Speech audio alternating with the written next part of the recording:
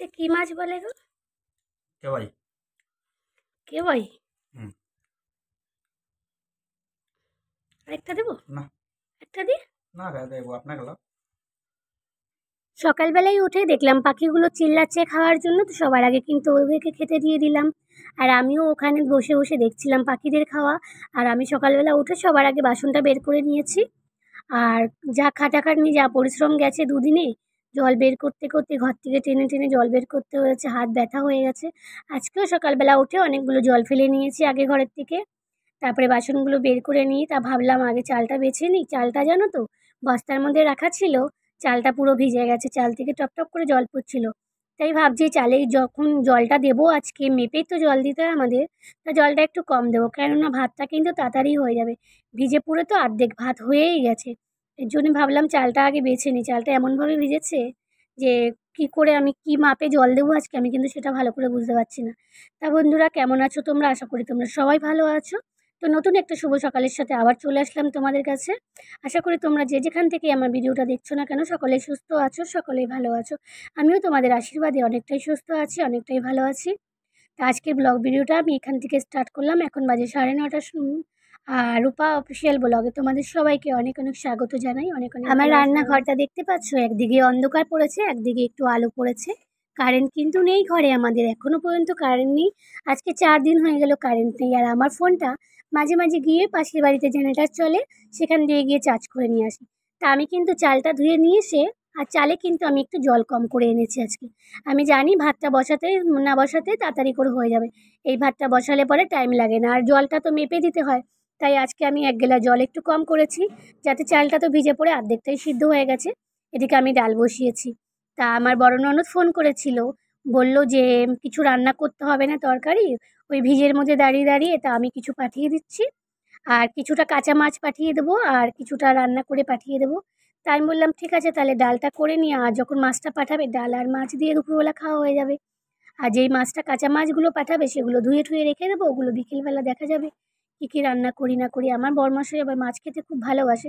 ভালোবাসলে কী হবে বলো তো, ঘরে যা জল কাদা হয়েছে, একদম প্যাচ প্যাচে হয়ে গেছে ঘরটা, পুরো দাঁড়ানো যাচ্ছে না। আমি কিন্তু নিচের মধ্যে অনেক প্লাস্টিক পেতে দিয়েছিলাম, জাস্ট উঠিয়েছি প্লাস্টিকগুলো, আবার সন্ধ্যা হলেই প্লাস্টিকগুলো পেতে দেবো।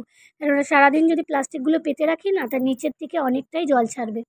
তার জন্য এখন প্লাস্টিকগুলো উঠিয়ে দিয়েছি। আমি আবার একটু ডালের মধ্যে হলুদ দিয়ে, তা আমি একটু বাইরে যাব, কাছাকাছিও বাকি আছে, কিছু জামা কাপড় না কাচলেও হবে না জানো তো। কত দিন দিয়ে জামা কাপড়গুলো রেখেছিলাম এরকমভাবে, দেখো ভাঁজ করে, এগুলো সব ভিজা জামা। সকালবেলাও অনেক বালতি জল ফেলা হয়েছে। তা ভাবলাম এই জামাগুলো আজকে না ধুলেই নয়, কি পরবো বলো, সব জামা প্যান্ট ভিজা। এদিকে ছেলের জামা প্যান্ট আমার, ওর বাবার, কিছু কিছু ধুয়ে দিয়ে মেলে দেবো, শুকালে শুকাবে, আর না শুকালে 2-3 দিন লাগবে, যাই লাগুক শুকিয়ে তো যাবে বলো। জামা কাপড়গুলো কাচবো বলে বালতিতে করে জল ভরে নিয়ে আসলাম। দেখো এইখানটায় এখনো কিন্তু সেই ট্রেগুলো, টিনের ট্রেগুলো দিয়ে রেখেছি। উপর থেকে জল পড়ছে, তো সেই জলটাই মনে হচ্ছে নিচের দিকে ঢুকে যাচ্ছে ঘরের ভিতরে। তাই এর মধ্যে দিয়ে রেখেছি যে একটু হলেও এটা তো জলটা তো এটা ভরে গিয়ে জলটা সাইডে পড়বে, সেই গর্তের মধ্যে আর পড়বে না। কিছু জামা কাপড় বের করে নিয়ে এসেছি, সব জামা কাপড় আজকে আর ধোবো না। একদিনে যদি অত জামা কাপড় ধুই, হঠাৎ করে যদি আবার বৃষ্টি চলে আসে, ঘরে মেলারও জায়গা নেই। ঘরে মেললেও টপ টপ করে জল পড়বে, আবার ঘরটা ভিজে যাবে। যেটুকু পেরেছি ঘরটা আমি এই সাইডটা অনেকটাই পরিষ্কার করেছি, অনেকবার করে আমি পোছা লাগিয়েছি ভালো করে শুকনো কাপড় দিয়ে। তা বাবুর জামা প্যান্টগুলোই সবার আগে কেচে দিচ্ছি, আর আমার 2-1টা জামা আছে এখন, যে 3-4 দিন দিয়ে রেখে দিয়েছি সেগুলো। আর চলো তোমাদের দেখাচ্ছি ওইদিকে জল কতটা জল ফেলানোর পরেও কিন্তু এতটা জল এখনো বেঁচে আছে। প্রচণ্ড জল ফেলেছি, কালকে রাতেও জল ফেলেছি, আজকে সকালেও অনেক জল বার করা হয়েছে, বার করে রাস্তার দিকে ফেলে দেওয়া হয়েছে। রাস্তার দিকে এখান থেকে নিতে গেলেও তো কষ্ট হয় বলো, আর ঘরের উপর দিয়ে নিলে ওই পাশটা আরও জল জল হয়ে যাবে বলে রাস্তার দিকে ফেলে দিয়েছি। তাও এখনও কিন্তু অনেকটাই জল বেঁচে আছে। আর পুরো ঘরটা দেখো একদম কাদা কাদা হয়ে আছে আমাদের, দেখো এ করে। আর একটুখানি জিরা আর তেল দিয়ে ডালটাকে ফোড়ন দিয়ে দেবো। ডাল হয়ে গেছে, আমার ভাতটাও হয়ে গেছে।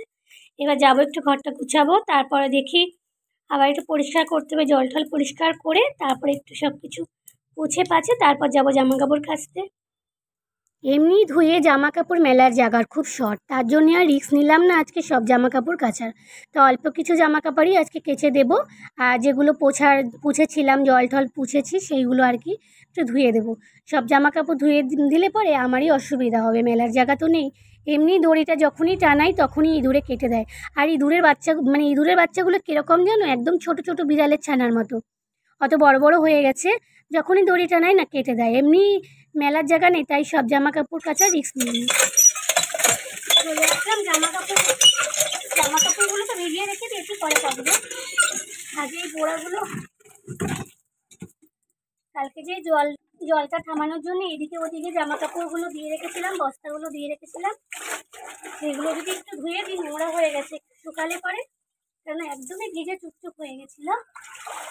সব জামা কাপড় লাগিয়ে দিয়েছিলাম, তারপরে জামা কাপড়গুলো কাচবো, দেরি আছে। আগে এগুলো শুকিয়ে গেলে আবার যদি বৃষ্টি আসে তাহলে পরে আবার দেওয়া যাবে। একটু তো নোংরাটা সরে গেল, কেননা মৌসুম ওয়েদারটা আজকে আমাদের মোটামুটি আছে, কখনো ভালো হচ্ছে আবার কখনো একটু একটু ঝিরিঝিরি বৃষ্টি করছে, কোনো ভরসা নেই। ঘরের জল তো এখনো ওরমভাবেই রয়েছে। ছেলের কিন্তু খাওয়া হয়ে গেছে, আমি আর আমার বরমশাই বাকি ছিলাম। এখন বাজে বেলা 2:30, আর আমি আমার বরমশাইকে খেতে দিয়ে দিলাম। আমি আজকে রান্না করেছি ডাল ভাত, আর আমার ননদের বাড়ির থেকে মাছ পাঠিয়েছে, 2 রকমের মাছ রান্না করে পাঠিয়ে দিয়েছে। একটা একটুখানি ঝোল ঝোল করেছে কেবই মাছ, আর একটা ছোট ছোট মাছগুলো, যেগুলো আমি তোমাদের একটু পরেই দেখাবো, মাছ ধুতে যাব যখন তখন। অনেক কাঁচা মাছ পাঠিয়ে দিয়েছি। বৃষ্টি বর্ষা হলে না এখানে প্রচণ্ড মাছ পড়ে, জানি না কোথা থেকে আসে এত মাছ। তা আমার ননদের বাড়ি থেকে অনেক মাছ এসেছে, সেগুলোও ধুতে হবে, সেগুলো ধুয়ে পরিষ্কার করতে হবে, আবার রাত্রিবেলা ওগুলো রান্নাবান্না করব। সত্যি কথা বলতে কি বলো তো, আর ইচ্ছা করছে না, এত খাটাখাটনির পরে আবার বসে বসে অত চুনো মাছ কাটা আর সহ্য হচ্ছে না, কি বলতে পারছি না। মরে যাচ্ছি জলে ঘরের মধ্যে, আর একদিকে এক থালা মাছ নিয়ে এসেছে, এখন রান্না করো। কতদিন আমাদের এখানে বৃষ্টি হবে জানি না। ঢালবো?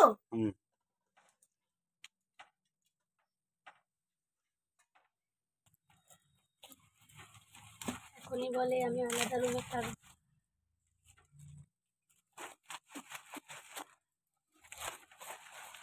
पानी गिराइए।